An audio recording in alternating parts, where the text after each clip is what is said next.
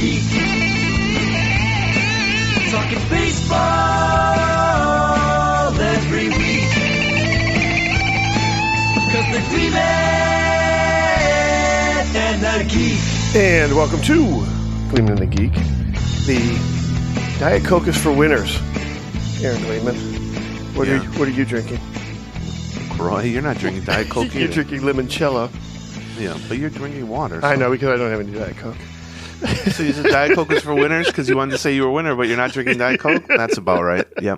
Yeah, we played Do Young Park from MLB.com, former and future guest, made famous for his Jeopardy appearances. Sure. So now he's on the trivia circuit. Right. And he hosted a trivia for charity last night. At the Trivia for Cheaters. Yeah, it was called Trivia for Cheaters, but I just mean it was for a charity. At Ladona Servers. Ladonia Cerveceria. I can't say that. So what he said.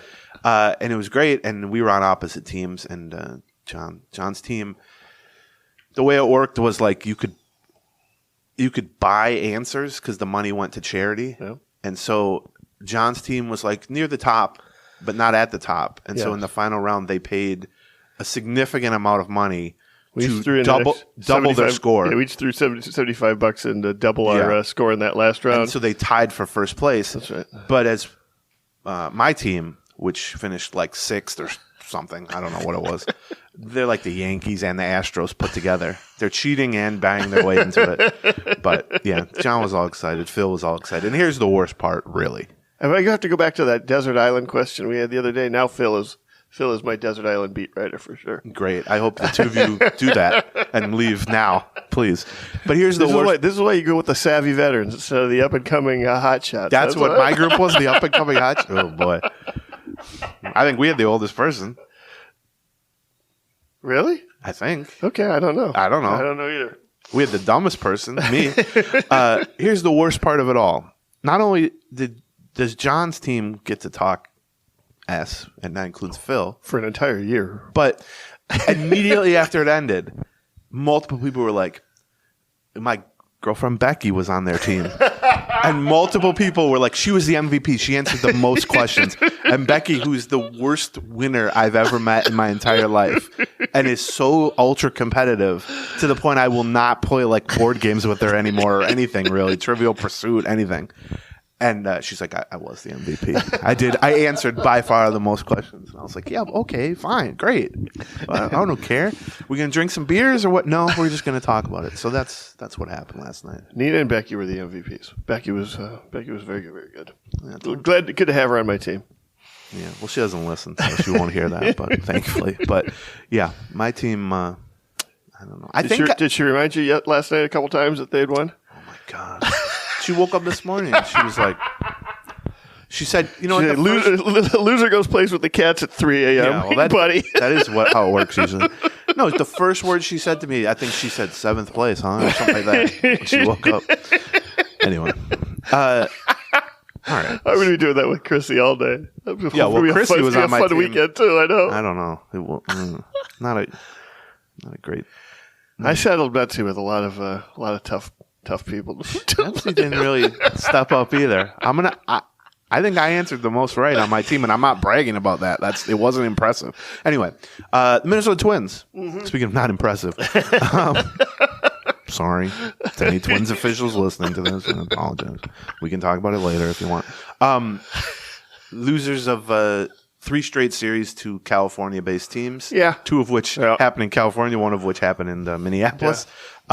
Now they're entering, and of the 6 losses over those 3 series, they were leading in 5 of them in late innings. True? Yeah, I believe that. I think that's true. Yeah, so they went 3 and 6. They could have. I mean, look, you can always say they could have gone whatever, but I mean, realistically, you could have easily won 5 or 6 instead of 3. Right. The beauty of it is the AL. We talk about this every week. It seems like the AL Central still stinks, and in fact. So the over-under coming into the season for the Twins, like the odds, Vegas odds, which we always do a show about, was 83.5 wins for the Twins. Through 50 games, which was Sunday was the 50th, or not Sunday, Wednesday was the 50th game. The Twins are on pace for, drum roll please, 84 wins. Okay, So they beat it by a half. And yet the feeling is certainly not that they're meeting expectations, which I guess is how. Well, that's because huge swaths of it are not meeting expectations. There's one area that's really meeting expectations and carrying the other two. But the other part is, so they're on pace for 84 wins after being projected for 83 and a half wins, basically. But the AL Central is so bad that I looked, as of this morning, Fangraphs playoff odds project them to have a 77% chance to win the American League Central, which is the second highest of any team in baseball to win their division. Other than the Rays? No. Really? Because the Rays are only 6 up on Baltimore. Oh, I did not know they were that close. Other than the Braves in the National League East, who have a great record and are kind of running away with it a little bit. But it's amazing to be like, they were expected to win 83 and a half. They're on pace for 84. And they're the second most favored team to win their division out of all 30 teams. It's really kind of remarkable. Now, I would take the under on 77%, certainly. But the other interesting part of that is part of the reason that Fangraphs especially views them as 77% is that Fangraphs does not believe in the Tigers. Right. And I guess neither do we for the most part. I think that's right. And so the Tigers now are alone in second place. They're only 2 games back of the Twins, and I believe they're 2 games up on Cleveland for third. But 2.5. 2.5 up on Cleveland for third. Okay, yeah, because Cleveland didn't play last night. You're right. But the funny part of that is, like, okay, the Twins' lead is only 2, and that can evaporate in a hurry because they're about to enter a very tough stretch where they have Toronto. Now, Toronto's reeling a little bit, but Toronto is a good team in my mind. Toronto, here are the next 6 series. Toronto, Houston, Cleveland, Tampa Bay, Toronto again, and then Milwaukee. To me, those are all and then you know who's right after that? Playoff teams, the Tigers. After that. 2 series against the Tigers. Yeah. And so, yes, it's not. I'm not going to paint it as a positive thing that the Twins are only up 2 games, regardless of who the team is that they're up 2 games on. But I will say that if you don't believe in the Tigers at this point, and I don't believe in the Tigers at this point, and maybe I'll just be wrong all season about them. Who knows? But it's almost a good thing because the teams that I think are more capable of beating the Twins are Cleveland, first and foremost, and they're, 4.5, 5.5 back? Yeah, 4.5 back. Yep. And the White Sox, who put together a little run of competency here and then have fallen off again and are now, 8 back or something like that. And the Royals are cooked already. But if you believe in the Tigers, it's gotten to be a race now. I think if you don't believe in the Tigers, it's like, well, who cares if the Tigers are in second? That's good. The last time I recently looked, this was earlier this week or late last week, and the Tigers were something like 15th overall in hitting. Yeah. I'm talking inside the American League. Out of 15. Right, yeah, 15 out of 15. You know what we call that, John? Dead last. Yeah. And they were 10th overall in pitching. Yeah. And you're just talking about like runs. I'm talking. This is about runs per game or runs given up per game. Yeah, I mean, they have a negative 40 run differential or something. And are close to 500. And if you look up and down the roster, they have some guys having good seasons and everything, but it's I don't know. It does not strike me as a team capable of winning 85, 90 games, but I've been wrong about them now for 2 months. Right, yeah. There's nothing to say I won't be wrong about them for 4 more months, but yeah, that's kind of the state of the AL Central. It remains. It's the same this year every time we do an episode, and it's pretty much the same every year, which is it's very hard to lose this division or to drop out of this division unless you play at a Royals-esque level of just, incompetency. I'm trying to remember what their over-under was, the Tigers' over-under was. Like 60-something? I was going to say high 60s is what I want to say. I want to say 69.5 or even 71.5, something like that. I don't think it was 70. I think it was 60-something, but yeah. I still might choose the under on. It's very possible they might get 70 wins. So like I was saying, if you look at Fangraphs, which, and I'm not saying Fangraphs is infallible, but I do view them as the best option to look at this sort of thing, like season-long projections and all that, big picture stuff. If you look at them, like the Twins are at 77%, Cleveland's at second, most likely at 15% or something. The Tigers are at 6%. Barely above the White Sox because of what you just said, which is Fangraphs is not basing their rest of the season projection entirely on the first 50 games. They're basing it on what they thought of these guys coming into the season, their multi-year track records, and they're saying what you're saying, which is, well, regardless. By the way, they have a losing record, so let's not act like they're good. That's what I was kind of. They're on pace for 76 wins. They're a bad team. Right. in my mind, they're a bad team that's been slightly less bad than expected. And because the Twins and the Guardians have not run away with this thing, it seems like they're in it. But that's the same logic that makes the Twins seem like they're better than they are, because you can just keep saying, well, they're in first place. Which fan base do you think right now is happier, the Twins or the Tigers? Tigers. Of course, that's got to be the Tigers, right? They're 2 games back, and they're probably. I mean, we've been through this. They got the happiest little Gleeman and the Geek Tiger podcast ever. Can you imagine a happy Gleeman and the Geek? I mean, we've been through this before with the Twins in like 2017. Yeah, where you're not expected to be any kind of decent, and you play like at a 500-ish level for a while, and it's like, wow, this is great. And 2017, they ended up making the playoffs. So you make a trade, and then you trade the guy away at the trade deadline. Well, that's where it gets confusing, because it's like, do we trust our eyes or do we trust the projections and stuff? We have a lot to talk about on this show. One, probably the biggest thing, which I guess we can start with, is Correa's injury situation and the kind of roster domino effects that will have potentially today, but also with Royce Lewis eligible to rejoin the Twins if they would like Monday, in Houston Monday, which I think Dan pointed out last night would be the 1 year to the day since he got hurt or re-hurt. Yeah. So that's kind of. It was the day that I was bartending. Yeah, it was the Sunday of Memorial Day weekend. I was wondering what bartending caused at Great it. Deck. Yeah, after with me my torn retinal eyeball that I could. Yeah, that's right. My eyeball pumped full of air. John, you love to bartend after surgeries. You bartended immediately after having your knee surgery, right? It's when they contacted me 24 hours before I went into the knee surgery and said, "Hey, can you bartend that the day after your knee surgery?" And that I'm was like, this year. I said, Yeah, and I'm like, your timing is impeccable because you did this to me last year too. Yeah, John had eye surgery how many days before? Friday to Sunday. Yeah, 2 days before. 2 days before, yeah. And then had knee surgery literally 1 day before. Yeah, and celebrity bartended both times. Yeah, I've got to stay away from celebrity bartending because it means I'm going to get more surgery. Or stay away from surgery and you won't be asked to celebrity bartend anymore. Yeah, that's true. That's why I stay away from surgeries. I don't want a celebrity bartend. So. Can you imagine me as celebrity bartender? Right. All right, here, everyone, we're making one drink. So we're not making anything specific. Here's what we're going to do. I'm going to go to the Great Deck folks and tell them Aaron Gleeman wants to celebrity bartend, and then you'll finally get the ACL fixed. I wish them luck trying to get me to do it. I really wish them luck. Okay, but so Correa, we're in a tricky little timing wise here because it's Friday morning, Friday morning. It's 9:30 a.m. Friday. We're not going to know anything about Correa officially until 4 o'clock or something like that, and so we're in a little bit of a tricky spot here where we can speculate. You know, he missed 2 games so far with what was initially described as a bruised heel, and then has been diagnosed as a strained muscle in the arch of his left foot and plantar fasciitis. So a couple things about that. One is it's the different foot than his ankle that was headline grabbing throughout the offseason. That was his right foot. This is his left foot. And, you know, they're also not really related, but being on opposite sides of the body helps with the not related thing. Particularly relevant here.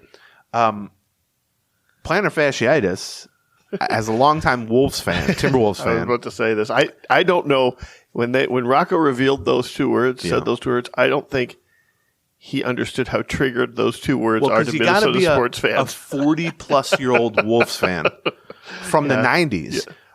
Or aughts. It's aughts, right? It was the Garnett era. No. Wolves. False. Before Garnett. It was Michael Williams who missed 4 seasons basically with plantar fasciitis. Right. That's what I'm thinking of, at least. But they're like Wally Zerbiak also had plantar fasciitis. But they had like three point guards in a row that had plantar fasciitis. If people look up Michael Williams and plantar fasciitis, Michael Williams they acquired from the Indiana Pacers for Pooh Richardson. Yeah, I believe it was also involving Sam Mitchell in that trade. But he was like a small, quick, defensively and passing point guard who'd had a really solid career up to that point, and the Wolves acquired him, and he had like 1 good half season. I might be misremembering this timeline a little bit because I was like 10 years old and it was 30 years ago. But he then hurt his foot, his heel, and essentially, in my memory of it, maybe I'm wrong, like 3 seasons in a row, he like worked his way back to try to get in the mix, and then had plantar fasciitis flare up again. And basically, plantar fasciitis is, your heel. There's like inflammation, and there's like it almost like separates from the heel, like it causes very sharp pain. Okay. And yeah, Wally Zerbiak also had it. I mean, it's a bad injury, but here's what I will say about Correa. And I know people will be in a panic just hearing plantar fasciitis, and I'm not saying that's wrong, but there are players who just don't even go on the injured list for plantar fasciitis. There can be mild cases of it where it's essentially describing, a heel bruise or a heel inflammation or whatever. If you do go on the injured list, if you're a baseball player and you go on the injured list with plantar fasciitis, it tends to not be a minimum 10-day stay. Right. It tends to be 25, 30, 50, 60 days. Harrison Bader for the center fielder for the Yankees had it, and he missed like half of last season. But I do think those numbers can potentially be a little misleading because that is only the group that does go on the injured list. You can avoid the injured list. There are a lot of players who have been diagnosed with plantar fasciitis and either just kept playing through it or sat out 5 days and been fine. But I do suspect if I have to predict at 9:33 a.m. ahead of a move that would be made, 6 hours from now or whatever, I'm kind of assuming Correa is going to go on the injured list. If not today, then soon-ish. And the other piece of that is Royce Lewis, who's been playing both shortstop and third base with the Saints on his rehab assignment. His rehab assignment is about to end, and more importantly, the 60-day injured list time period is about to expire. Ends, right. Which means he can then officially be activated, at which point the Twins can either call him up or keep him at AAA. Yeah, the Twins don't have to activate him Monday, but they can't activate him before Monday. Yeah. It's 60 days after opening day, basically. And then they have to activate him or not activate him by like Wednesday or something like that. Yeah, because they've only got 20 days you can only have up to 20 days in the minors for the rehab assignment. But they could just option him to the minors, which they did with Kirilloff briefly. So it's funny, though, that this is, first of all, one of the things we probably repeat the most on this show is the lack of need to plan in advance for these sort of things. And so think about with Royce Lewis 1 week ago. Or, 5 days ago even, we were saying he's prepping to play third base. Right. Will they activate him? Will Farmer go back to a utility role? And obviously, going back even a couple weeks, it was Miranda being sent down, cleared the path for Lewis to return at third, and he's been playing third at AAA, and he's been looking good at third, and he's hitting home runs, he's stealing bases. Well, now he might just play shortstop, which he's also been playing about half the time at AAA, and obviously he has a lot more experience at shortstop. So, I mean, there's a few ways this could go. Again, we're predicting. I've talked to a few people about this, but this is a real tricky situation. It's possible Correa just tries to play through it. It's possible Correa... It's good that they give him 3 days until Monday, since they can't call up Royce anyway. That's true, yeah. So, and they just say, well, listen, give it 3 more days, and then we'll see what happens, and we'll backdate it another 3 days. Sure. I said, if they put him on the IL, he's not going to miss 10 days. He's going to miss a month, basically, in my opinion. So the backdating is... But yeah, you're right, that Royce Lewis can't replace him tonight anyway. So, so he could just play through it. I don't think that's great either, but he could play through it. It's possible, like I said, it's a relatively minor case, and that the 3 days of rest he's had or a few more days of rest can get it mostly under control.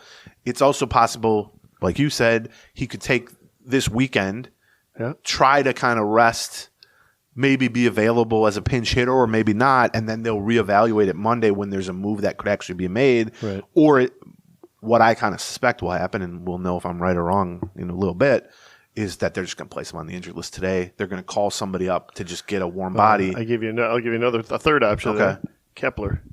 Kepler's still sitting on the IL. I don't think Kepler's coming back today. I mean, close. He's probably close. He can't be not close because it wasn't a serious injury. Well, that's what I was going to say. Do you know what I mean? So I can see them doing, Kepler today. So for the weekend, they've got Kepler on the roster, and then 3 days, and then on Monday when Royce Lewis is ready, well, then they send down Wallner and call up Royce Lewis. Yeah, you could do something like that, I think. Kind of a do-si-do. Yeah, not to be confused with a Do-Hyung Park. A do-si-do. Yeah, I mean, I had a couple other notes on this. Okay, go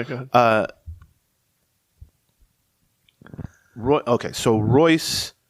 I should have mentioned that Royce Lewis also has to be added back to the 40-man roster. That's also going to require a 40-man roster. They can just move Gordon to the 60-day. Oh, you think he's going to? He's out 2 months. He has a broken tibia. Yeah. Yeah, they can make a 40-man spot, I think. That's a good point. But yeah, when you're on the 60-day, we talk about this, but people like to hear it clarified. When you're on the 60-day injured list, you don't take up a 40-man roster spot. Right. And so the idea for that is if it's a significant enough injury that you're not going to be back anytime soon, they can kind of clear you off the books. But then when you do get healthy, you have to make room for that person by clearing a 40-man roster spot. They could do a couple things here, right? With if Correa gets shut down for whatever length of time, and Lewis Monday or a little later, who knows, does get called back up, there's a few ways you can play that. I mean, you can just say to Lewis, you're starting shortstop now, right? Which is how he made his debut last year, subbing for Correa when he got his thumb or his finger hit by a pitch in like late April last year, I guess it was.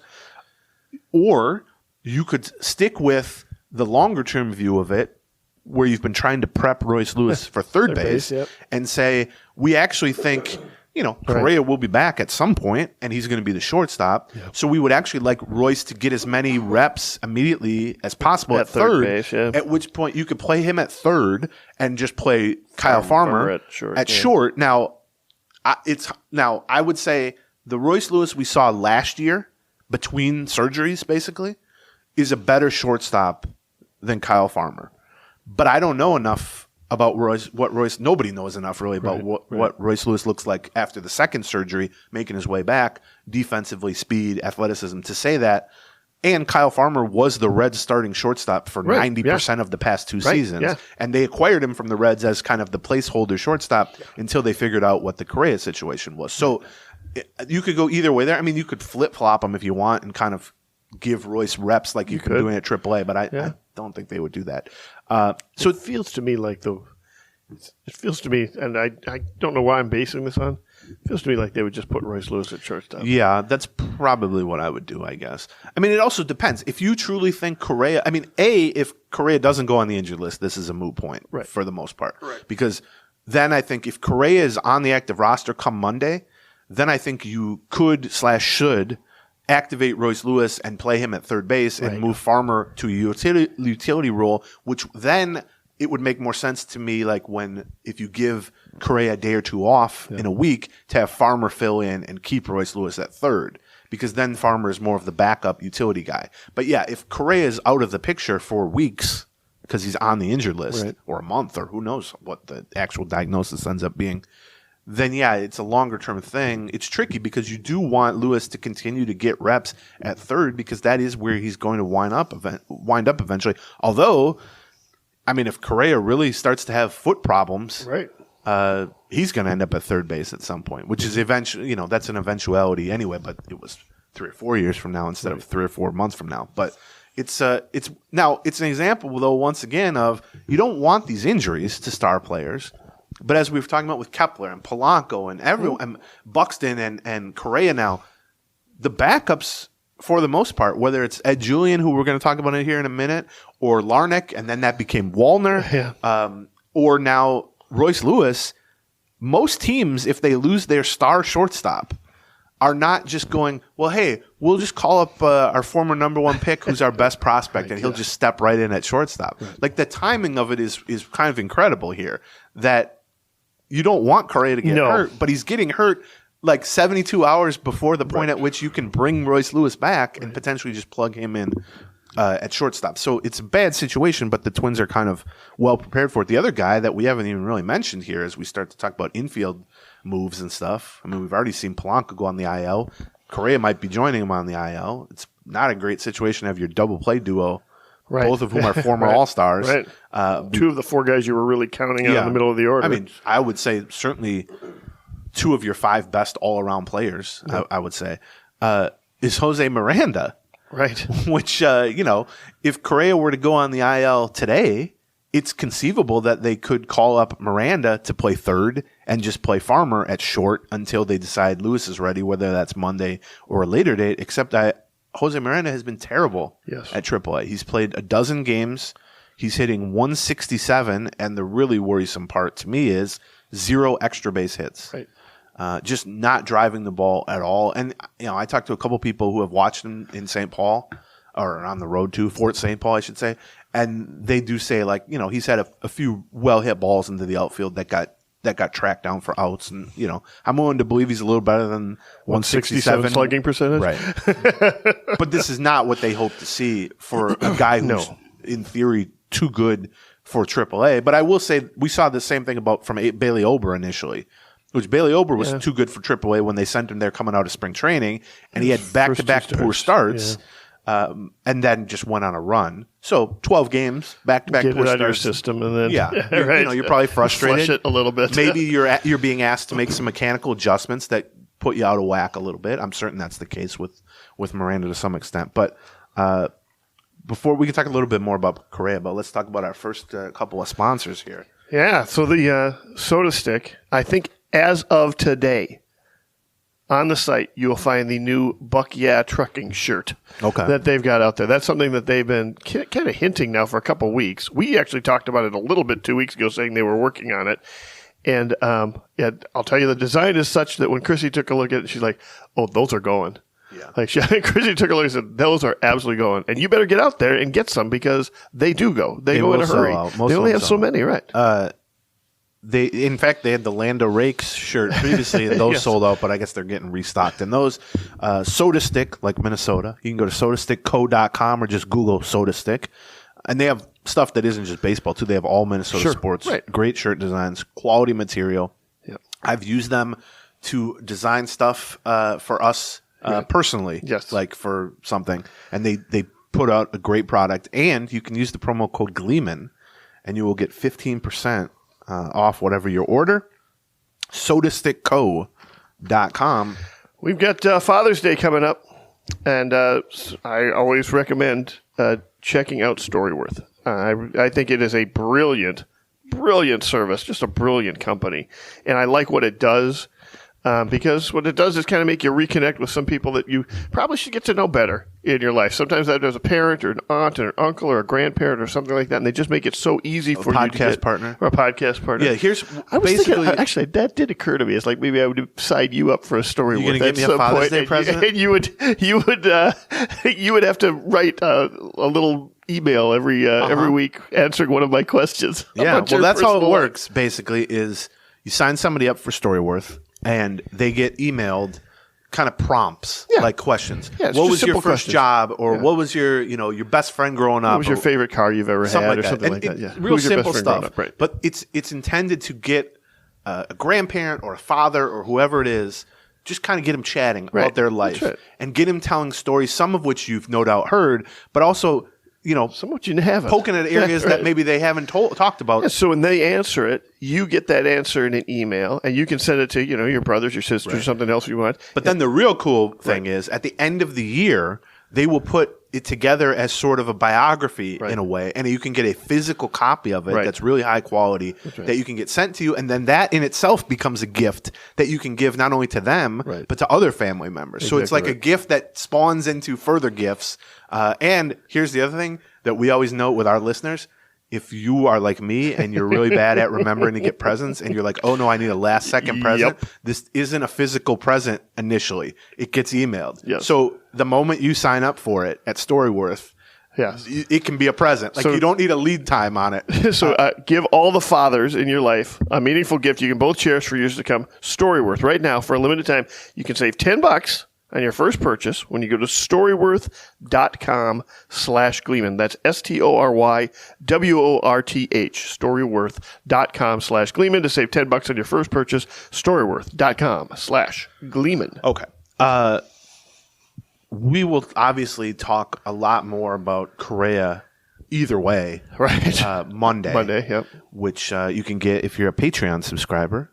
That's sort of the point of the Patreon, is to not have to wait 1 week between episodes. So we'll know officially what the situation with Correa is probably tonight, but certainly by Sunday. And probably know what's going on with Royce Lewis, too, like where he's going to end up. Yeah, that's true, too. We'll have a better sense. I promise you, I will work to find out as of Monday morning whether Royce Lewis is joining them on their trip to Houston. Right, so we'll talk about that. So I would encourage you guys to sign up for the Patreon. It's Patreon, patreon.com/Gleeman. So we'll put out a new episode probably by 10 a.m. Monday morning. Something like that. We'll discuss whatever happens with Correa and whatever is about to happen with Royce Lewis. Plus, we'll recap the Blue Jays. Probably going to sleep in a little bit. Maybe say by noon on Monday.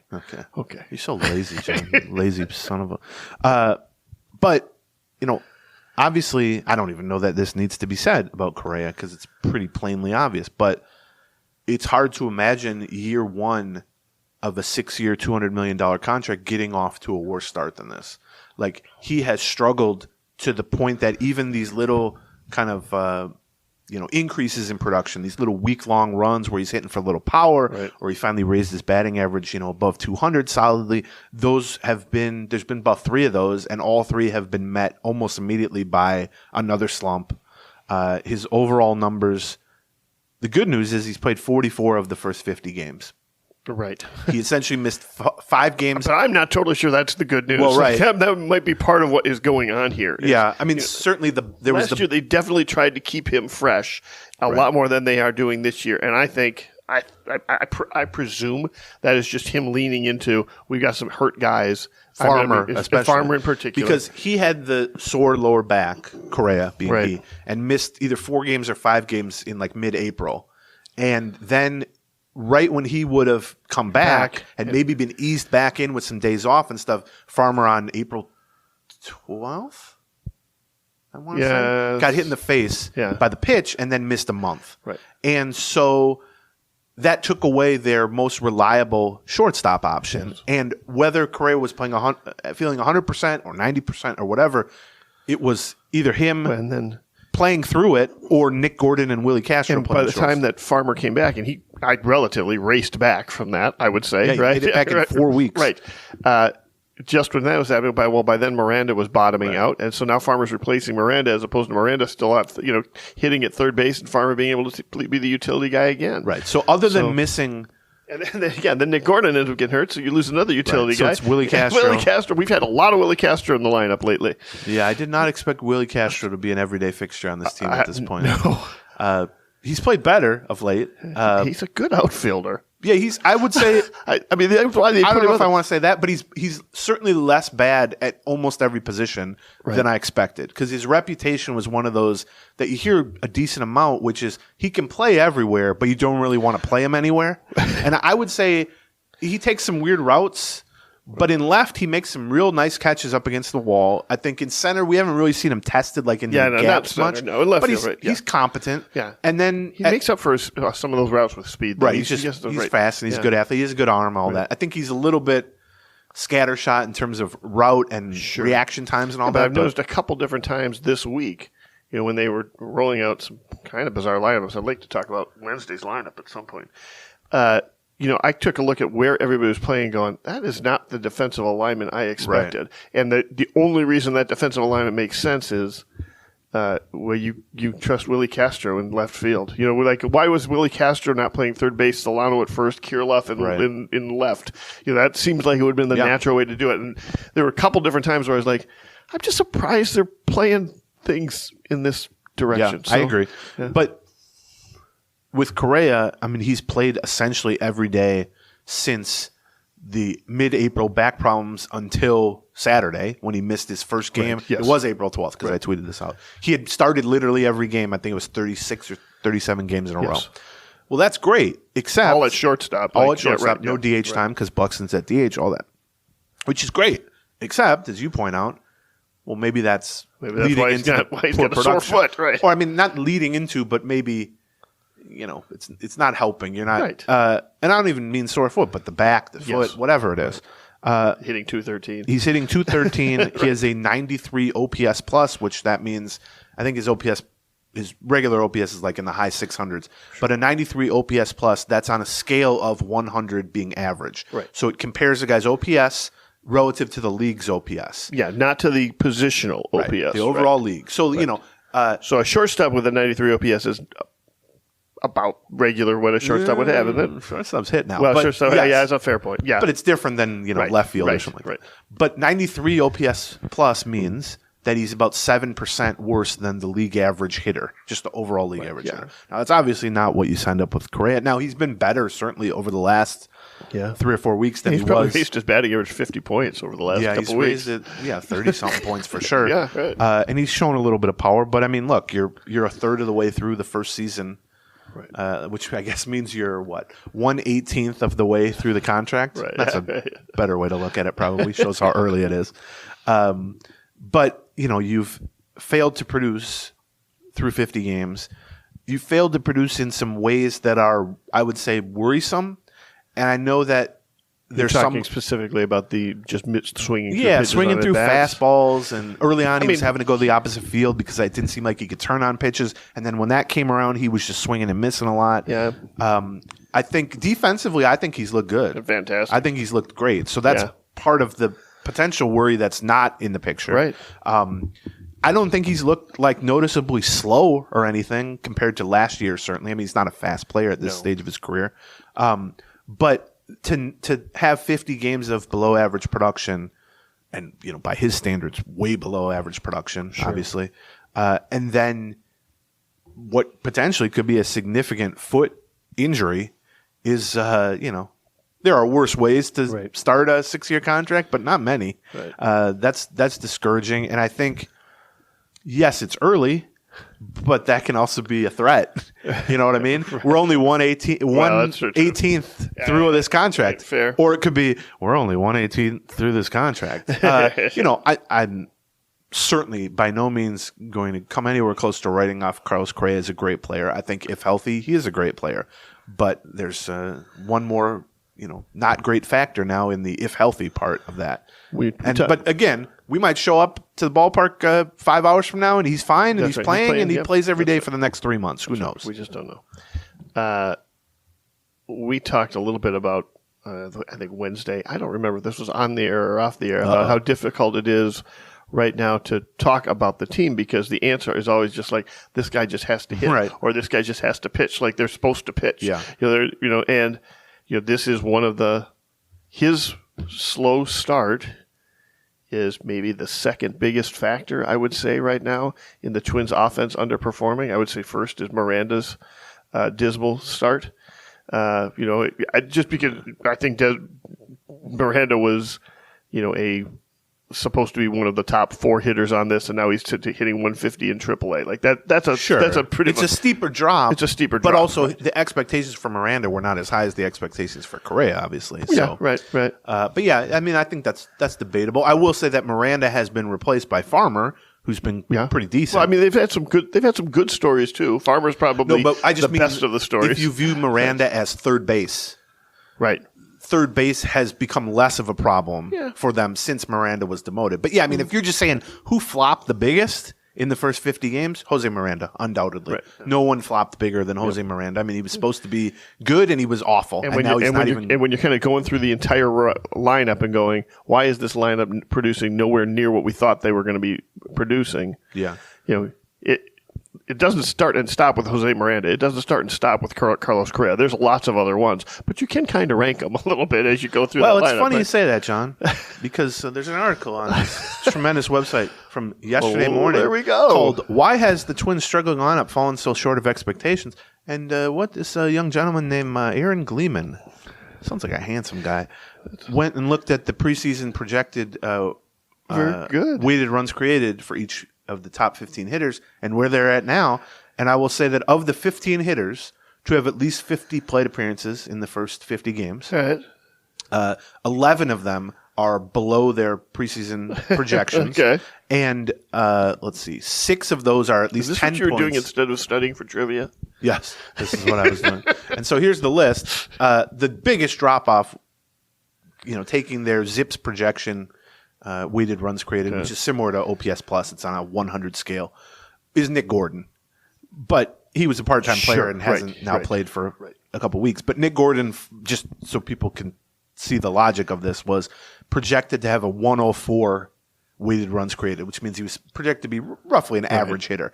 And he had a 31 because he hit 170. I think he had a negative one for a while. But he did, yeah, he did. I mean, he actually was on a decent little stretch. Yeah, right. Starting to play some center field when he got hurt, which is the shame of it.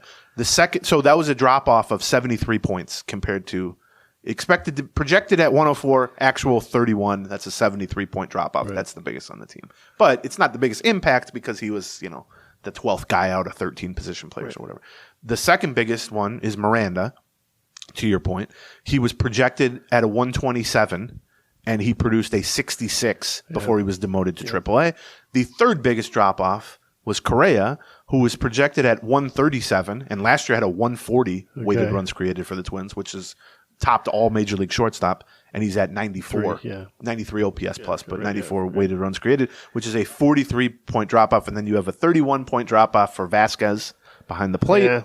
And then you start to get to like Michael Taylor. And I was surprised to see Vasquez. I think you tweeted out the WPAs where everybody was. I was surprised to see Vasquez as low on that list as he is. No, that doesn't factor in defense. No, it doesn't factor in defense. I agree. No, I'm not saying. I didn't recognize how many. Usually that suggests that he's coming up empty in clutch positions, and I just didn't think he was in many clutch positions.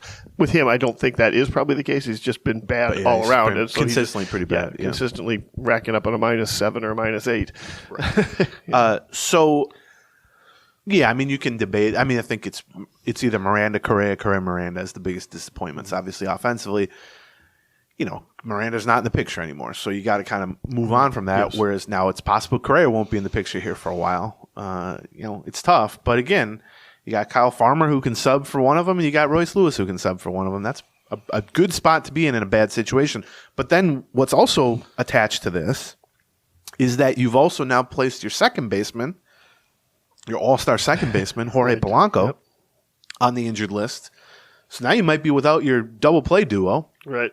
And Polanco only played. He began the year on the injured list with a knee problem, and now he's back on the injured list with a strained hamstring. And he only played 23 games in between, but he had a 122 OPS plus. He had a bunch of clutch hits. He had two real hot stretches, one at the beginning and one at the end, right before he went on the IL. 811 OPS. I mean, he was really good. And now you've replaced him. Again, they're fortunate that one of their top prospects was at AAA at this position in Eddie Julien. And you hate to lose Polanco because he's a switch hitter and he's been one of their best players now for 5 or 6 years. But I do kind of like getting a look at Ed Julien. I do too. I'm excited to. It's not dissimilar to what we're going to be saying about Royce Lewis hopefully next week, which is it's not an ideal situation. It'd be great to be seeing Royce Lewis alongside Carlos Correa or Royce Lewis and Ed Julien somehow alongside Polanco and Correa. Mm-hmm. But that maybe wasn't possible this early in the season. So if there's one good part of a bad situation, I think these kind of weeks-long looks at Ed Julien, which he played 8 games earlier in the season too, is going to ultimately be a good thing. A, because he's just a good player, and B, you have to get these. We've talked about this a lot. Like some prospects just come up and thrive, but a lot of prospects come up and most don't. Right, most do not. Right, and there's almost, I think, a belief that you got to get to like a certain point where they feel comfortable, they start to make some adjustments, and they just get reps and they get at bats and the sample size gets bigger. And let's say that might be 40 games, that might be 80 games, who knows what it is. But there's more than one way to get to that point where they start to feel comfortable. One is you just hand them the job and you say, go hit 180 for a while, and then eventually you'll snap out of it. The other is, and we've seen this with players in the past too, you get called up for like drips and drabs here or there. You get called up for 10 days to sub for this guy. Then you go back to AAA and crush for a while. Right. Then Polanco gets hurt again. You come back up for a few weeks and hopefully, are a little bit better this time, or maybe you just never leave. Right. And I don't know. I mean, I see so much from Ed Julien offensively that is just impressive to me. I mean, I think the early numbers are average-ish, not great. But we saw him hit an opposite field leadoff homer, which matches the scouting report on him in the minors, which is he can use left and left center as a power alley for him. And he can turn on balls and drive them to right, too. But left and left center, similar to Kirilloff. Really valuable for a left-handed hitter at target field to be able to hit an opposite field with some power. You're going to make more money doing that than trying to do the same to right center, certainly. You start to see that very good eye at the plate in a lot of situations. He swung and missed a lot of pitches, which is one of the potential red flags for him. He does have some swing and miss, but you can see he's a good athlete. He runs pretty well. You know, he can drive the ball with authority, but he's not a free swinger. His eye at that plate is elite. And I think as he gets comfortable and he sticks around for a while, I think you're really going to start to see him grind out some at-bats against pitchers and really make them work. And that's why I think in the leadoff spot, makes some sense. He's particularly good. Now, the big question with him, and we've seen now both sides of this in the same game, actually, against San Francisco, is defense. Yeah. And he was drafted out of Auburn after playing third base, second base, first base, left field for Auburn. And then right after they drafted him, he went and played for Canada he's French Canadian, in the Pan Am games and hurt his elbow and had Tommy John surgery. Right. And so he came back from that and his arm just wasn't the same. Right. And so then they've been trying over the last 2 or 3 years to find a defensive home for him. And the first year, 2 years ago, when he was in single A, he played all over the place again. And then last year, he played exclusively second base. And once again, this year, he's played exclusively second base. And it's become noteworthy because he continued to only play second base at AAA, even when first base and left field were areas of need for the Twins at the present. And they've stuck with him at second base. And in talking to people during spring training and then checking in on him at AAA, they do talk that he's a worker. Like and I've seen him actually pregame with Tony Diaz the last couple of games. He's on the field taking 1 million ground balls, and Tony Diaz hits these like short choppers to him, and he just fields them, tosses them back, fields them, tosses it back, and I mean he's working. But I think the other sense with Julien is he can work his ass off here, and he will. But there's a cap to this thing from a tool standpoint. That's right, yeah. But what's interesting about him is he's a good athlete. Yeah. And he's pretty quick. Yeah. And he had made a hell of a play Wednesday early in that game. So the throw out at home was fantastic, and then he screwed up an easy ball later in the game. There was a ball hit to him. I'm going to get the specifics of it, but there was a runner on third that broke on contact. I think runners on second and third. I think runners on second and third. Again, Joe Ryan was pitching. Yes. They broke on contact, and he came in. Yeah, not 2 outs. So it was, He came in and fielded the ball, and it would have been so easy for him to just concede the run there and make a quick toss to first base, get the out, and move on. Right. And instead, he made a very strong, accurate throw to home and nailed the runner on a bang-bang play. I think Jeffers was catching, made a nice sweep tag on him. Yeah. And then you go, wow. He hummed that ball right to where it needed to be, right where Jeffers needed to catch it. Just the type of play that you would teach, like Little Leaguers or something. Midway through about 3 innings later. While that play was happening, I was like, he ain't going to get him. That guy got too good a break. And then I didn't even think he was going to throw it. I didn't either in my mind. And then, but he didn't hesitate. He gunned it right away. So I thought, while it was happening, I thought we're not going to get it. And then they got it, and I said, I want to watch that replay again because I did not think they were going to get it. It was a great play. And even watching the replay, I was like, they're not going to get it. Right. and the reason they did get it is because his throw was so freaking good. It was exactly where Jeffers needed that. And ball. Actually, afterward, Joe Ryan was like, that was I won't curse, but that was a great play. Right. And he said, he's a monster, Julien. But then we saw the flip side of that, which is there was a fairly routine ball hit to him at second, and he just kind of fluttered the throw to first, not in a huge rush. And that is the scouting report on him, which is here's my theory on what happened on that play. Okay. He kind of got his head up to throw, and there were 2 guys over by first base. And he threw it in between them because Joe Ryan was sort of backing up the play, but he was backing up the play like 4 feet right behind first base. He wasn't backing up the play way back there, and he threw it right between the 2 guys. I mean, maybe it caught his eye, but from my view, which is decent horizontally. Yeah, you had a better view than I did on the play. I was down the left field line. The ball just sort of fluttered away. Yeah. And I've had people who scout him and watch him and coach him use that exact terminology, which is his arm on certain plays looks just fine, like we just talked about. Right. And you go, he's got. I mean, second base is not a place where you need a spectacular arm, but you do need some arm in certain spots. But then on routine plays and sometimes on trying to turn quick double plays, which is a skill you need at second base. Particularly some of them, your back is to the first baseman when you catch the ball, and you need to just spin and throw. You need the arm then. It's not that like his max velocity or his max arm strength isn't good enough. It's just that his average or sort of 50th percentile is Weird. It flutters or it's just weak, and I think that it's pretty easy to trace that back to the Tommy John surgery. Yeah, maybe. I mean, he's not a guy who ever had a great arm. I think playing third base for him in college was more about the glove than the arm, obviously. Probably. But that's what he has to work on. I mean, I think he's never going to be a Gold Glover at second base. But there's no reason that from an athleticism and speeds and work ethic standpoint that he can't get to enough balls there. The question is, can he consistently make the throws that you need to make on both plays to first and turning two, right, to not have there be one play a week where you just go, man, there's an out or two that they just not get and they got to get. Yep. But offensively, I mean, the only reason the bat play well enough. Well, so right. It doesn't I mean, matter.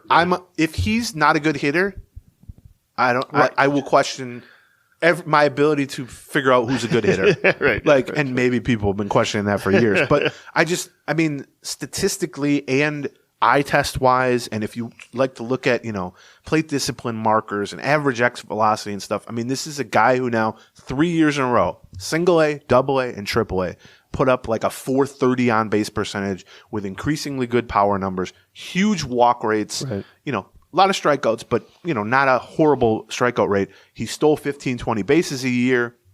If you talk to anybody who watched the Double-A team last year or the Saints this year, clutch hitter, can go to the opposite field, is not a one-trick, pull-only pony. And so, I think, obviously the leadoff spot, anytime you're putting up 430 on base percentages is kind of ideal. Right. But, I think he could be a number 2, number 3 type of hitter or an ideal leadoff hitter. He's just a guy you want getting a lot of plate appearances. And so whether it's at second base or whether it's at first base. He might almost have too much power for a leadoff hitter. Well, right. Yeah. Right.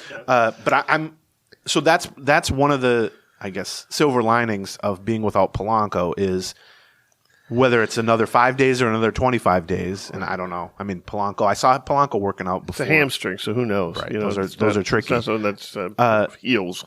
I think people should really watch Julien and start to see what are his strengths, what are his weaknesses, because this is a guy you're going to be watching, hopefully, for a very long time. It also goes back to, as much as the lineup is struggling now, and it's been real frustrating to watch, right? This team in June, it could be a very different team than this team in September. For sure. I mean, it's already a different team than it was in April. Right. Think about that. I mean, it's all partly because of injuries. You get Larnick 300 more at bats, Kirilloff 300 more at bats, Julien 200 more at bats, Jose Miranda, Royce Lewis. There's a lot of talent there in a lot of places. You just have to figure out where it fits. Because it doesn't do you any good. And see how fast it ramps up. Right. That's the other thing. You kind of mentioned this, but Donovan Solano now, after being almost exclusively a first baseman DH for the first month of the season and not looking particularly good at first base, is now playing semi-regularly at second and third base, which now he came up as a shortstop 10 years ago. I did not see this happen. And he played a lot of second, a lot of third throughout his career, but he's 35 now, and he's pretty limited range-wise. But like you said, they've had some weird defensive alignments where he's at third or he's at second, and it's like they had one game where Julien DH'd and he was at second, and I'm like, what's happening here? But this is going to be weird, but he looks less bad to me at second and third than he does at first. Now, maybe that's just sample size. I felt the same way about Jose Miranda last year, right? Because he just didn't look like he knew how to play first. But that's because Jose Miranda didn't know how to play first. Solano played first for like 100 and something games for the Reds last year. Yes. So that's something to watch, too, because, Solano might have too big of a role here, in part because of injuries. But, he's batting second and third sometimes against righties. Listen, I tend to agree. I don't want to see Solano in the lineup quite as much as I'm seeing Solano in the lineup, but I'm also seeing Willie Castro in the lineup a lot more than I expect to do Willie Castro in the lineup. Wednesday's lineup, we're 3 innings in, and Christie takes a look at the defensive alignment that they've got on the scoreboard in center field and says, this is such a... there's no names here. Yeah. And that was exactly what I said about. She's like, that's what I said about our trivia team yesterday, me and Chris. There's no names here.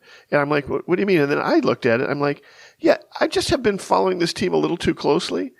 But look at what this lineup was. On the right field, Wallner. Right, who was third on the right field depth chart and began the season at AAA. Center field, Taylor, who was supposed to be the backup. He's supposed to be the backup center fielder. Right. Left field, Willie Castro, also not never didn't make any roster projection we had at any time prior to middle of March. Last guy on the opening day roster. Right. Third base, Solano was not on the team when spring training began, and was supposed to be, again, sort of a backup at all places, utility player. Shortstop, Farmer. Right. Also supposed to be the utility player amongst them. Second base, Julien, AAA up until last week. Yeah. First base, Kirilloff. Now, Kirilloff, I guess you could say he was the one guy who was supposed to be a regular, but he was also a guy that was, spent a month at AAA. The first month on the injured list. Right. And then Jeffers at catcher, who's also the backup catcher. Yeah. That's 8 out of 8. 8 out of 8 guys that were not, And the DH was Buxton. Yeah. And the DH was Buxton, who is supposed to be a starter, but not supposed to be DH. And they won, though, right? And they won. Yeah. They scored actual runs. That's the key to it. That was to put together the weirdest possible. They scored more runs than the other 2 games combined. Yeah, I think. So tell Chrissy to relax. Just we mentioned Wallner and Kepler and Larnach, and so the situation there was basically it's like fourfold here, I would say, because Kirilloff, like we just mentioned, starting the year on the injured list, opened the door for Larnach to make the team as a left-handed corner bat. Right. Then he struggles. Yep. Kirilloff is healthy enough, so they swap them. Right. They send Larnach to AAA. 4 games later, Kepler hurts his hamstring, and so they put Kepler on the IL and they bring Larnach right back. And then after, I don't know, a week? Couldn't have been much more than a week. A week in California. Yeah, basically. He catches pneumonia. He has pneumonia. In L.A. Yeah, in Anaheim. Yeah. Disney. We went to Disney World and all I got was pneumonia. They should put that on a T-shirt. And they put him back on the IL with pneumonia and call up Wallner. Right. So really, Wallner is on the roster through a series of moves that started with Kirilloff beginning the season on the injured list. Right. And now, as you mentioned, Kepler is eligible to return from the injured list, and it's not inconceivable that he'll be back. I mean, he could be back tonight or this weekend or certainly Monday in Houston. Like, it's not considered a significant injury. Yeah, Kepler was eligible, I think, on Tuesday, which is the day they called up Wallner. Right. And I was like, yes, what? That's true, because I asked a question about that. Yeah. And, again, though, Wallner, while not at the level of Julien in terms of my excitement about him, has, I think, gotten a little bit of a short shrift or kind of flies under the radar or is overshadowed a bit from a prospect perspective. We've been hearing about Larnach and Kirilloff a lot longer than we've been hearing about Wallner. Well, sure, but I mean, even relative to like Miranda, Lewis, those type of guys. Wallner has some flaws. He's not a great outfielder, and he strikes out a lot. But he has legit, 30-homer raw power. Just, top of the scale, I would say, raw power. He's become a much more patient hitter at the plate to the point that he's offsetting his strikeouts with a lot of walks in the minor leagues and boosting his on-base percentage. And while he's not a good outfielder because he's like 6'5" and, big, I think he's similar to Larnach in that he's less bad than he looks, but in a slightly different way. I do think he's faster than people give him credit for. He is. But like Larnach, it takes him a minute to kind of get underway. Yes. But in terms of going after, fly balls into the gap, if you can give him a second to kind of get his wheels churning a little bit, he can put some speed under. It's just the quick reaction times that he lacks. But the real weapon of Wallner... Yeah, I was hoping you were going to get to this. Yeah. I've taken to now when a ball is hit to him and there's a guy on base, I turn to Doe and I say, here we go. I did the same thing the entire game Wednesday afternoon with Chrissy. There's a very good chance that Wallner has the best non-pitcher arm in the entire organization, including shortstops. Right. He was and maybe the second best arm overall in the organization. You mean including pitchers? Yeah. Behind Duran? Yep. I mean, this might be a stretch. I'll pitch that to somebody and see if they believe that. But Wallner, he was from Forest Lake, right? And he won Mr. Minnesota, the high school player of the year, as a pitcher. Yeah. I mean, he hit too, but he was a pitcher. Yeah. And then he was supposed to go to one of the Dakotas or something to play baseball, but then they folded their program or something. I might have this wrong. Okay. But he ended up at Southern Miss, which is where Brian Dozier went. And he moved to the outfield full time, and he broke every Dozier record. He was he was a first round pick. I mean, he set records in that conference, and he occasionally pitched as a reliever, a left-handed reliever for them, like a late inning reliever. Although they stopped doing that I think he had some elbow problems or something.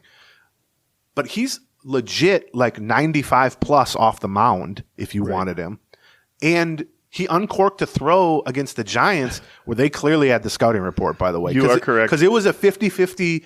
If this is just a random guy called up from AAA, you probably try to tag and score. Because it was a decent runner on third, and it was a decently long fly ball to right. Yes. And they didn't even do a real fake. No, they just did not. kind of fainted at it. Yeah, I was when that play was developing. I was like, oh God, I hope they send him. Yes. I really hope they send him. I was like, be careful. and he fired a one-hop bullet to Chrissy's mouth was agape. Yeah. He was like, holy. I mean, we saw it in spring training. Well, I talked to Joey Gallo about him because I tried to get Gallo to say how similar they were stylistically. Right. These big, strong, left-handed hitting corner outfielders with huge power, big arms, and strike out a lot. And Gallo didn't really want to do a one-for-one comp because I think he didn't want to put pressure on somebody. But Gallo was almost drafted as a pitcher out of high school, and Rocco Baldelli tells a story of scouting him at a high school event, and Gallo was 96 off the mound as a right-handed pitcher. Right. And he said, well, I did outfield drills with Wallner the last few weeks in spring training. 100% has a better arm than I ever had. And so how much does that make up for lack of range or just sort of overall, not klutziness, but sort of big man syndrome in the outfield? I don't know. I mean, Giants didn't send anybody first to third on any single to right field. I mean, there's two ways to look at that, right? There's one, it's kind of the Kadire effect. Michael Kadire was not a good outfielder. Right. A lot of balls that an average or better right fielder would catch, he did not catch. But he made up for that by killing base runners constantly. Yes. And then after he did that enough, they just stopped running on him, which in itself has value. Yeah. You'd rather throw guys out to get the outs. Yeah, when there's I don't know exactly what the expected run differential is between runners on first and third and one out and runners on first and second and one out. But, but when they don't test you on singles. Yeah, that's right. Going first to third. And we saw that with Kadire by the end, especially at the Dome. Yeah. They just wouldn't run on him. Yeah. And so it's like, well, I didn't get to throw anybody out, which has a huge impact because you erase the base runner and you get an out. Right. But not having them test you has it too. So I don't know. I got to see more of Wallner to see what are the limitations and how much of that can be made up for by the arm. But if you just want loud tools, hitting the ball far and throwing the ball hard, Matt Wallner can do it. And similar to Julien, which is how I started this rambling segment, similar to Julien, is it great that Kepler's hurt and Larnach's hurt and all this and that they're the third guy in the depth chart? No, that's not ideal. But the silver lining is Matt Wallner's put together like a full season now between last year and this year at AAA, and he's been really good there. Right. And he's won Minor League Player of the Year, and he's 25 years old or 24 years old, and he's dominated at AA, and he's a first-round pick, and he dominated college. This is a guy you can just play. Yeah. And I'm not saying he's going to be a superstar or even 10 years from now he'll still be in the majors. But it's not unreasonable to say now's the time to see what we have in Matt Wallner. And so if there's a silver lining to these injuries, it gives Julien a little bit of runway here. It gives Matt Wallner a little bit of space here to do his thing and get his feet wet at least. And who knows? Yeah, maybe they play so well that they don't leave. Maybe some of the injuries turn into longer-term things and they don't leave. But either way, these are opportunities. And it's similar to next week with Royce Lewis. Yep.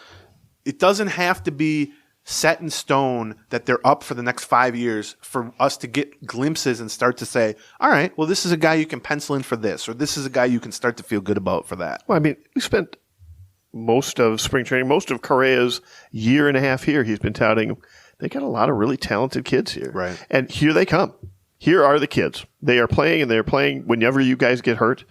And now we get to see, it's fun to watch, first of all. From a fan standpoint, it's fun to watch. It's also fun to forecast and dreamcast and wishcast where they're going to end up. That's the thing, right? It's also nice that they can put some pressure on the veterans to remind themselves, you guys got to actually perform. You guys, because we are hungry for your job. Yes. Like the same. I mean, look, Ed Julien's. You got to stay healthy. Ed Julien's hitting he's played 12 games or something. He's hitting 210 with a 700 OPS. Right. Essentially the same numbers that we're criticizing Correa for having. Exactly. Right. But the difference is. That's the first taste. Right. And you can start to kind of, like you said, dream on that or project off that, standard improvements and what it might look like versus you look at someone like Solano or you look at, just some veteran player who's on the downside of their career and you start to go, well, I mean, has Ed Julien been any better than Solano? No. Right. But Solano has no projection left, really. Right. And so that's, I think, the difference. But there's one other thing that we can... let's see, Wallner. I mean, Gallo's also banged up too. Yeah, that's a good point. I think he's fighting some leg That's stuff. a good point too. So it's possible that even if Kepler were to return in the next several days, maybe Gallo they might keep Wallner to give them some depth there, or maybe Gallo gets some time I'll off. throw another name out there that I should probably have brought up. Okay. If Correa were to be put on the IL today, they could take a lean into Mark Contreras for a few games too to give Taylor a break. They're not facing as many left-handers now. You can have Contreras as bad in the lineup. Right. Give Taylor a break in center field. Like just as much as they were leaning on Correa, who eventually seemed to have broken down a little bit, they've been leaning on Taylor more than they wanted to lean on Taylor. I think, and I think probably more than Taylor wanted to be leaned on, given his Think back of what things we that were said going about on. Taylor. It's the same that we said about Farmer when they acquired him, Right. which is stretched as a everyday player, but a high-end part-time player. Right. And now they're both in a position where they're playing every day. Farmer, that might be temporary. Taylor, Taylor, I think, has the most games on the team. I think he's that's tied with probably Buxton, right. I Yeah, think. and we know he was fighting back problems. Right. Which, And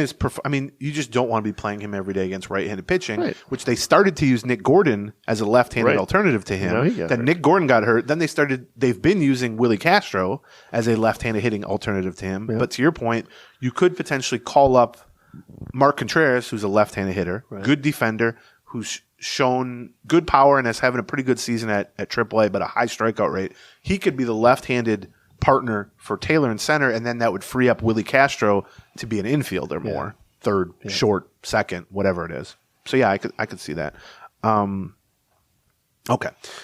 Before we move on to the bullpen and Buxton and some other got closing to talk one of our favorite sponsors, BetterHelp.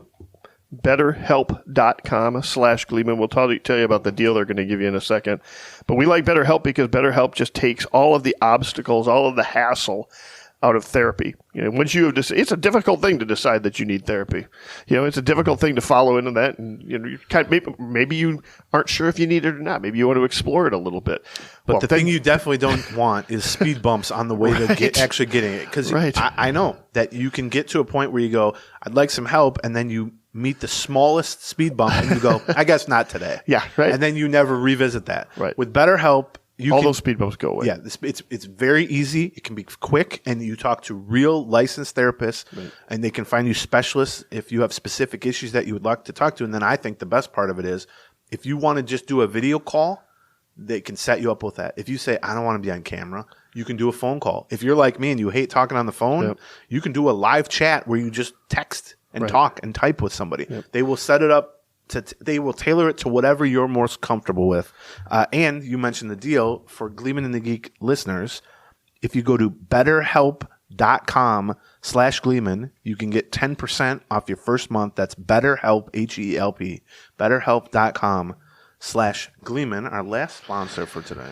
It is Memorial Day weekend, and you can start. We just talked about projecting. You can start projecting where your lawn is going to be in about a month. Things green up in a hurry in Minnesota.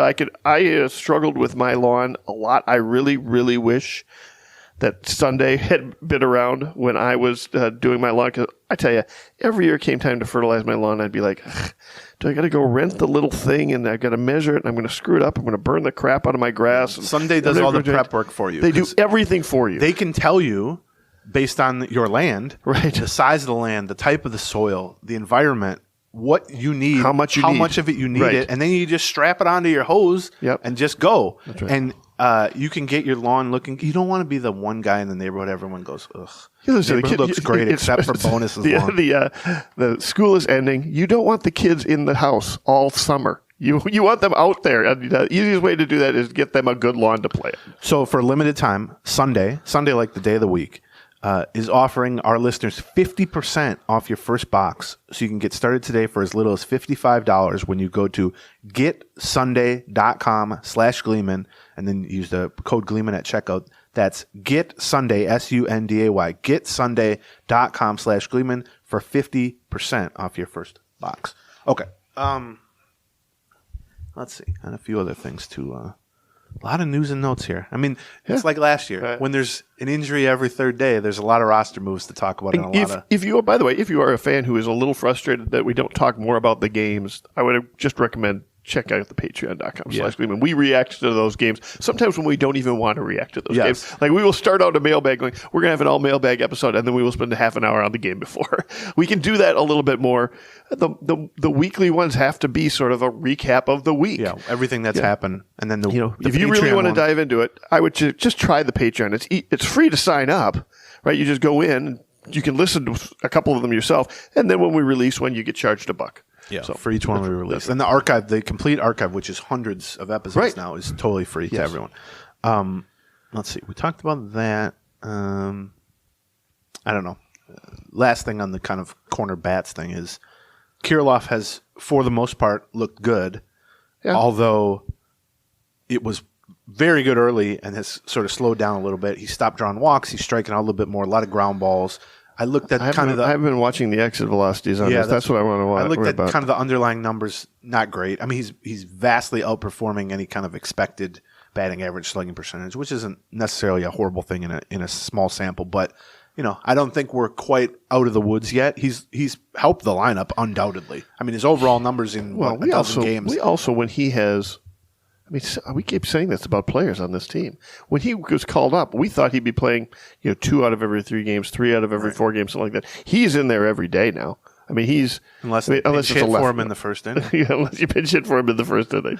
Or I guess third inning. The third inning, yeah. Right. Julien got pinch hit for in the first inning. Yes. First for me seeing that. And then the other thing is with Larnach, I mean, we didn't talk much.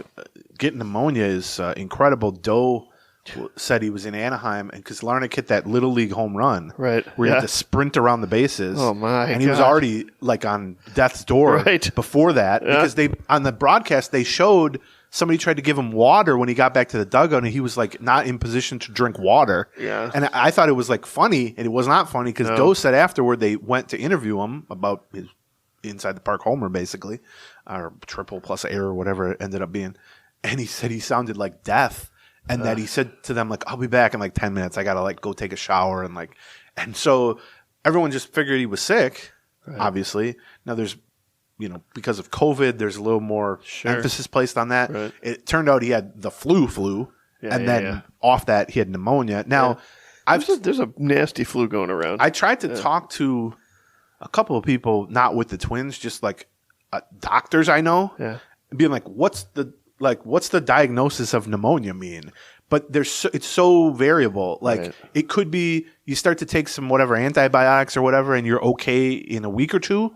It could be you feel mostly okay, except your respiratory is still bad for a while, and you still get tired, and so I don't know. I think it's more open ended in terms of a timeline for his return, and I just worry with Larnach. This is now the 3rd straight season out of 3. Where it's been completely derailed by a very strange injury and a not insignificant injury either. And, you start to look, he's 26 years old already. Yeah. We're already talking about guys like Wallner coming up behind him. And you look, he's played 170 games in the majors. Yeah. He has over 600 plate appearances, and he's got a 690 OPS and can't stay on the field. And I think he's better than people give him credit for defensively, but he's not good defensively.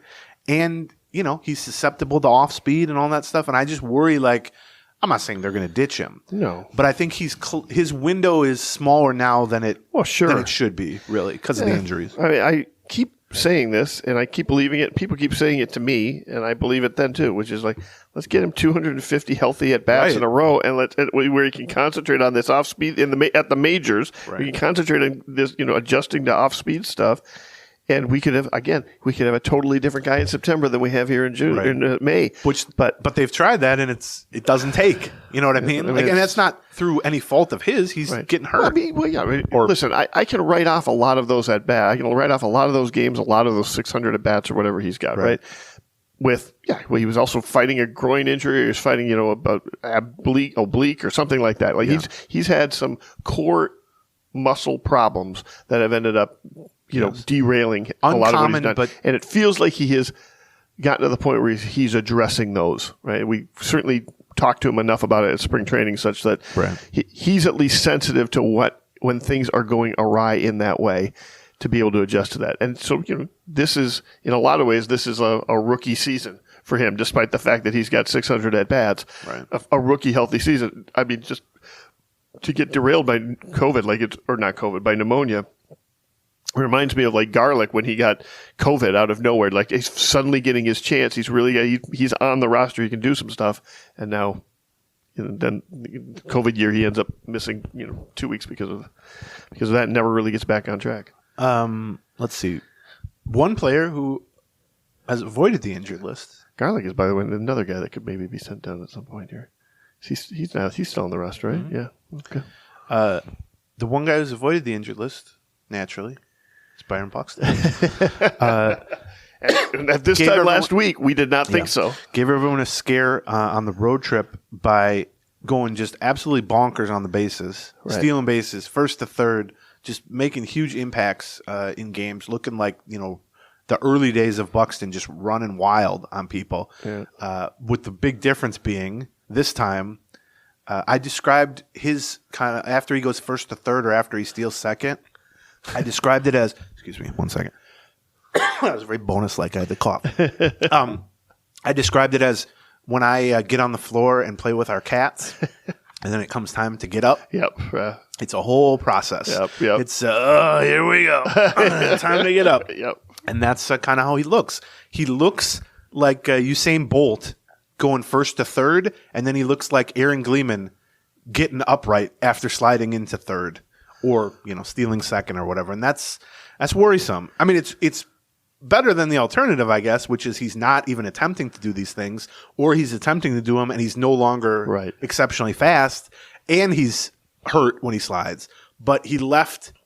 But he is still exceptionally fast. Yes, like stealing these bases. If you look at they are not in question when he steals a base. He's 6 for 6 on steals, all of which have been in the last 2 weeks. By the way, right. For the why doesn't he run anymore crowd, he is running again.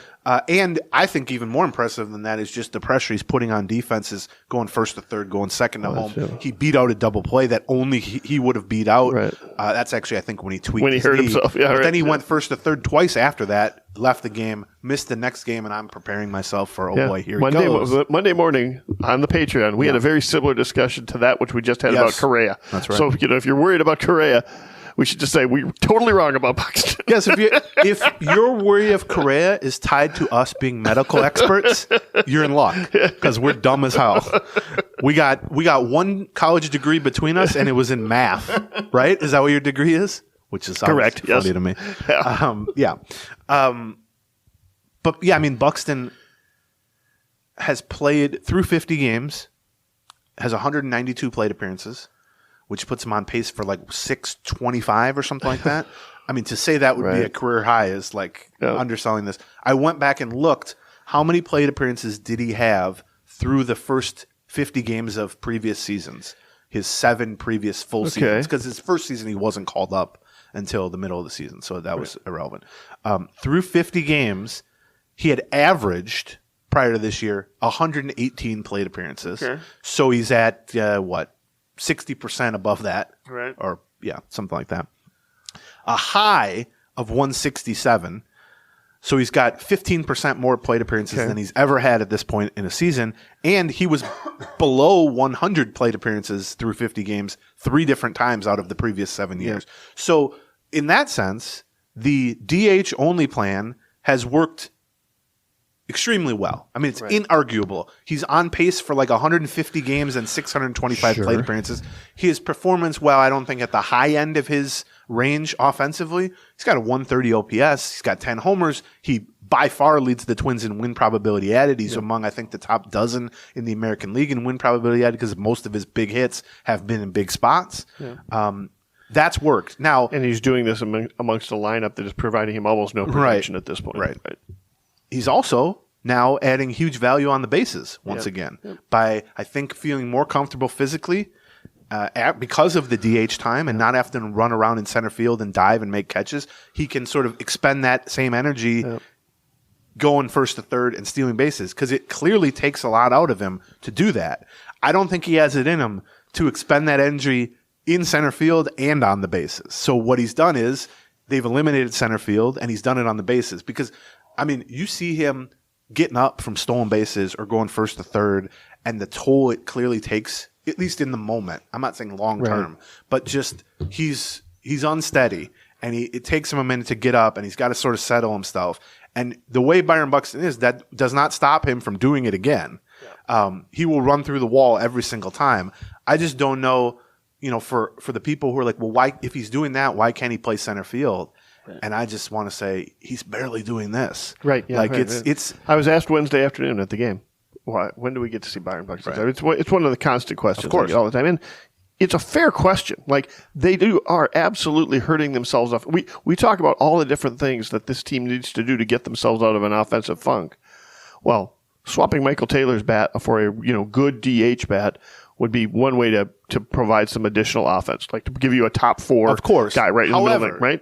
And we've said that since spring training. That's the consistency there. But I will say, the idea that you would still have the same amount of offensive output from Byron Buxton potentially in that scenario is completely illogical. I think that's probably there's no chance. I think you're right. If you started to play Byron Buxton in center field, he will not be on pace for 600 plate appearances. He will miss time, and you will end up having to play Michael Taylor still quite a bit in center field, except you won't be able to then have Buxton at DH because he'll just be sidelined or taking full days off. But so I'm not saying it's not hurting him offensively. Right. It's hurting him less, though, than just the DH versus Michael Taylor, because you also have to factor in that you would be getting less from Byron Buxton, not in terms of quality, but in terms of quantity. Yeah. I mean, maybe I'll cover that as a tangential question here in a second. But so I get that sense. I wonder whether or not the thought process, we'll see how healthy he stays. We'll see how healthy he is through June and through July. Right. I mean, it's tenuous even without playing center field, as we've just talked about. He looks to be in serious discomfort every time he kind of pushes himself on the bases. Right. I am wondering if is he getting better or worse? I'm not clear that he's trending upward in terms of health. I think he's clearly trending upward in the sense that he wasn't even attempting to do some of this stuff on the bases, especially steals. That's a good point. He's 6 for 6 in the last 2 weeks. He was 0 for 0 in the first 6 weeks. I was shocked that I got that question 4 days after we saw him leave a game hurt, and we weren't sure if he was going to be on the IL again or something like that. That just seemed to me like an odd time to ask that question. I got to say, I don't mean this in the go watch the games standpoint.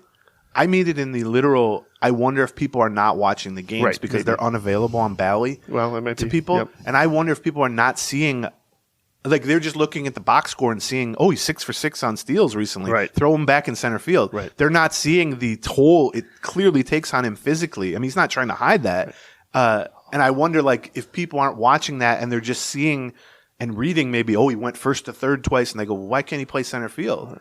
Well, because each time he does it, his gas tank goes from full to empty, and it seems to take a lot out of him. All of that said, I would say I'm still not sure that he would not get back into center field at the trade deadline if they've got if there's a potential big bat available that they can plug into the DH.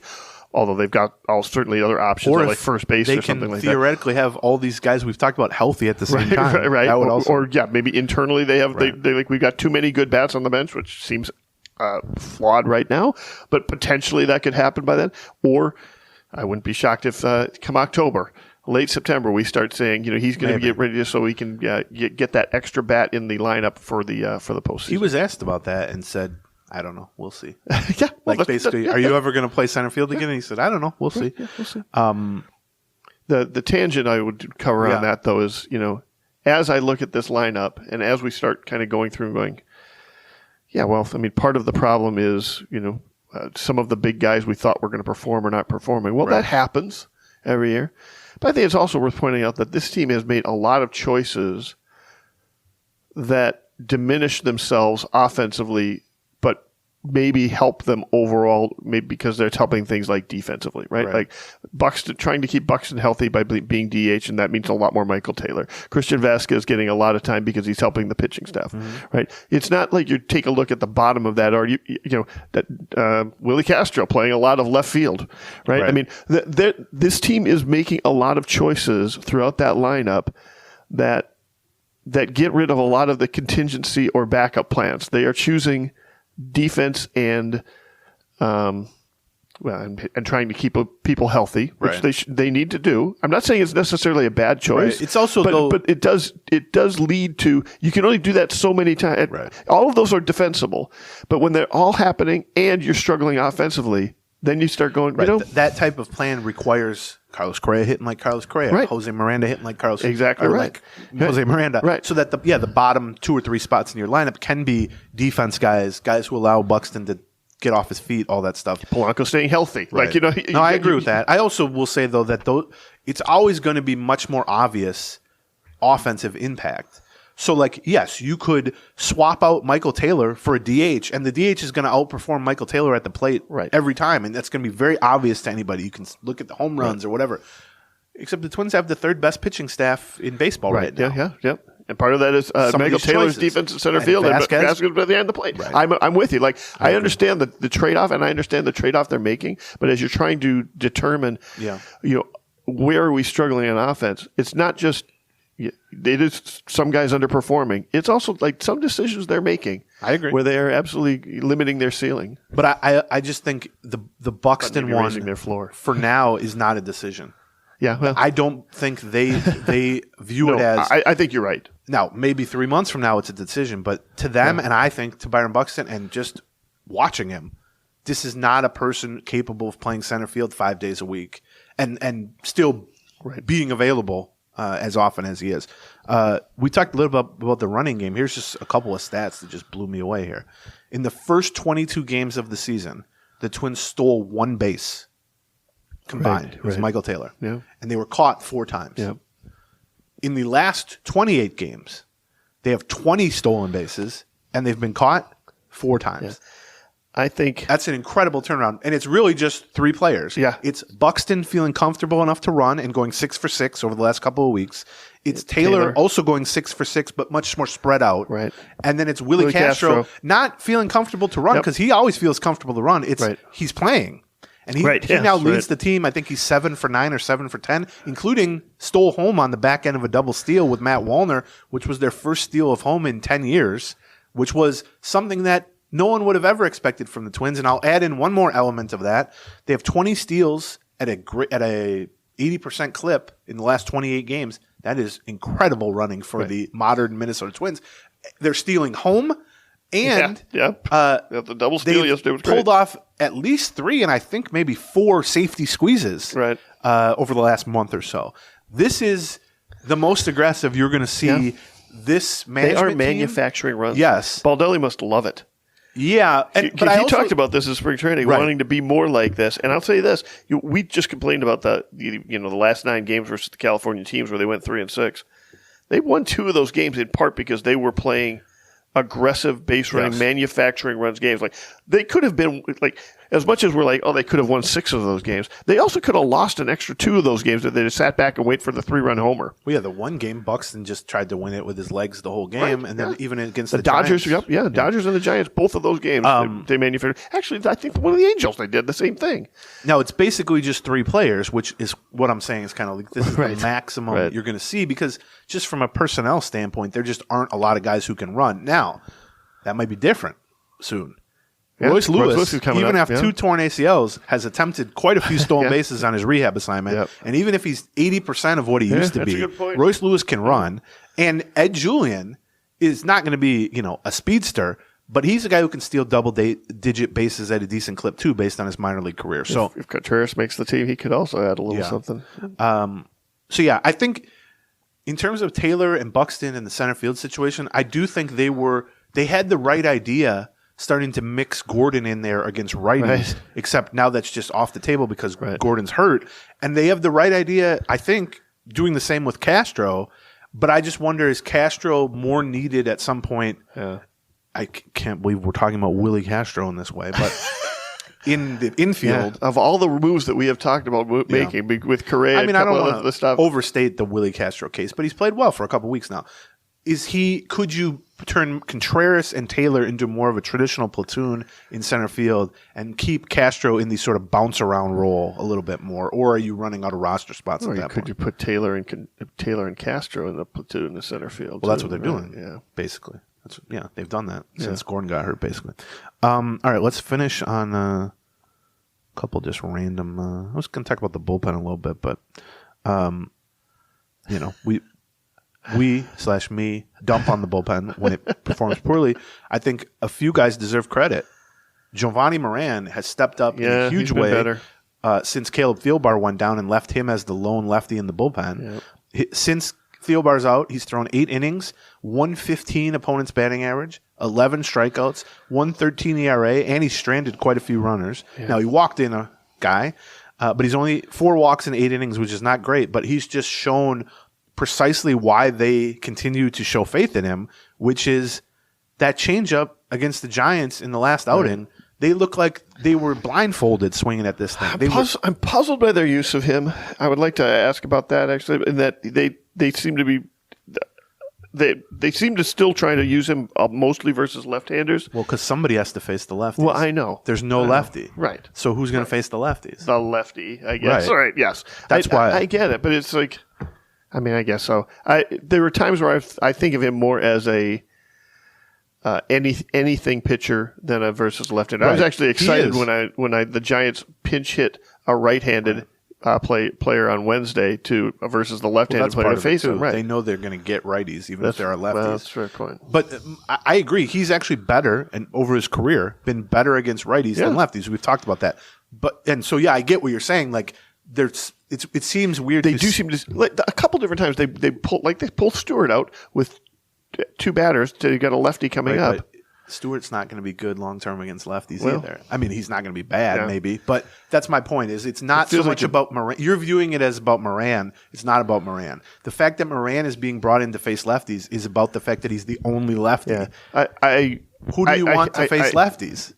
I mean, yeah, but I don't want to burn the bullet. Now, in that particular case, Moran stuck around till the next inning to actually also take care of the 7th. But it's not going to. The bullet's not going to matter if lefties start hitting these righties. Like, what righty do you trust against lefties other than Brock Stewart, who's the other guy I want to give some credit to? Right, I do too. Which is Brock Stewart's been phenomenal. Also walked in a guy with the bases loaded, but has otherwise been phenomenal. Yes.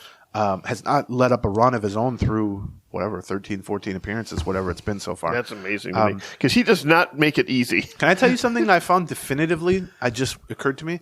You knocking on wood is not effective because think of all the things over the years, Twins related, that you've knocked on wood. I think it's worked like 98% of the time. No, they've been the most injured, unlucky, unsuccessful playoff team in the history of baseball. You knocking on wood. I am knocking on wood. You're not. Maybe this is fake. Can you wood. imagine how much worse it would have been had I not been knocking on wood? Is the stadium going to collapse on itself or something like that? I think we have to investigate whether this seemingly giant wood table is not wood.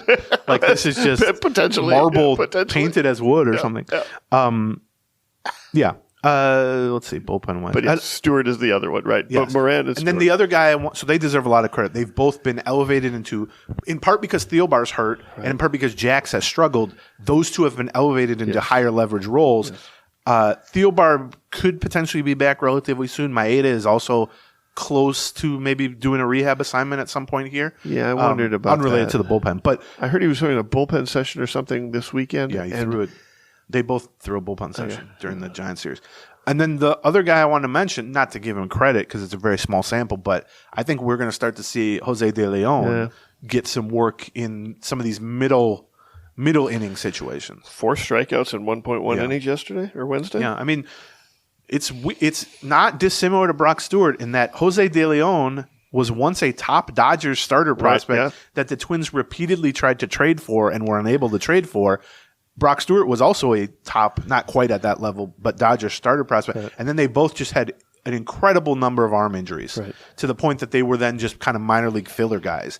And Brock Stewart looks like a monster if they can keep him healthy. But De Leon isn't that fast, but he's got... Because De Leon, as of 3 weeks ago, was still starting occasionally for the AAA team. But I think he has some middle inning upside, let's say. And then the last thing I wanted to mention, well, you kind of got to this, but through 50 games, it's been because we talked, what do we think the catcher split is going to be in terms of percentages? And I think what we said was 65-35 or maybe 70-30 was what we talked a lot about. Do you know what it's been percentage-wise through 50? It's easy. 65-35? It can't be that through 50 games, but it has to be even numbers. Oh. You're doubling it. But sorry, math major. All right. Dun, dun. Remember, there isn't a ding in debate anymore, but I'm going to do it anyway. Ding! Point for Gleeman, the college dropout idiot. But you're as close as you can be. Okay. 64-36, which just means 32 starts for Vasquez, 18 starts All right. for Jeffers. I wonder if we start to see that merge closer to 50-50 for a while. We'll see. Because Jeffers has, for the most part, performed very well offensively, including against right-handed pitchers. Yeah. And Vasquez has just been in a month-long funk here. Yeah. But how much credit does he get for the pitching staff? Right. So, Yep. and then the last thing is Rocco and Allie Baldelli announced yesterday on her Instagram page, I believe, that they are going to have twins. Yeah, he's repping the brand. So literal, you two. Then I started thinking about AJ Hinch and his wife having a tiger. Gabe Kapler and his wife, I don't know if he has a wife, having a giant. And I thought, if you're going to do it, sure, do it with twins. Well, I didn't do That's it. The Yeah. way to, there you go. The way to go. There you go. Yeah, I don't know. Some of the other ones don't really work. Having a Diamondback. Bob Melvin having a Diamondback. I don't know if that works. Anyway, congratulations to them. Maybe the St. Louis one, getting a guy who goes high up into the Catholic Church as a cardinal. Yeah, okay. Yeah, future pope. Yeah. Ollie Marmol is having a future pope. I mean, I suppose every manager is eventually, provided they live a good life, can end up as an angel. Well, this has gotten so dark now, John. Every Anaheim manager is going to end up sooner or later as an angel. I started wanting to end on the gift of life and bringing two new children into this lovely world. And you're talking about what will happen to them when they die. And when the manager, is close to getting fired, he's trying to avoid the press in the L.A. He's probably Dodger. Jesus, John, I regret this whole this whole topic. But yeah, congratulations to them. They will. I think she's due in September, which is interesting timing. But the 9 month baseball's tricky. The Dodgers just had 20 guys go on paternity leave at the same time, and you could backdate it to a week after the playoffs ended. Basically, right. In terms of 9 months out. So you can do the math on how you give birth in September. But, winter. I suppose now that Aaron Boone has been up in the north for a while. He's Probably a Yankee. kids are Yankees. Yeah. Yeah. He's not a Yankee. I believe he might have been born in Cincinnati. I was just looking it up. He is born in La Mesa, California. Really? Well, I'm very wrong about that. Which is also, I guess, Yankees. They were Sure. They were part of the South. Okay, I take it back. I've learned two things. One, you knocking on wood has had no positive effect on the Minnesota Twins. Two, we should have ended this podcast 5 minutes ago. We should have, actually. I'm going to be late. I know. That's your own fault, talking about Angels and Dodgers. Join us on the Patreon Monday morning where we will talk about the Blue Jays series in depth. Yeah. And should be some big crowds at Target Field. yes, I was told an average of over 30,000 for the 3 games to expect. Blue Jays travel well. It's going to be a fun time downtown this weekend. And we will also talk about what officially happens or doesn't happen with Carlos Correa and what we expect to happen or not with Royce Lewis. So that's Patreon, Patreon, patreon.com/Gleeman. Thank you also to SodaStick, BetterHelp, Sunday, and Storyworth. That's right. All right. Talk to you guys Monday or Friday. Gleeman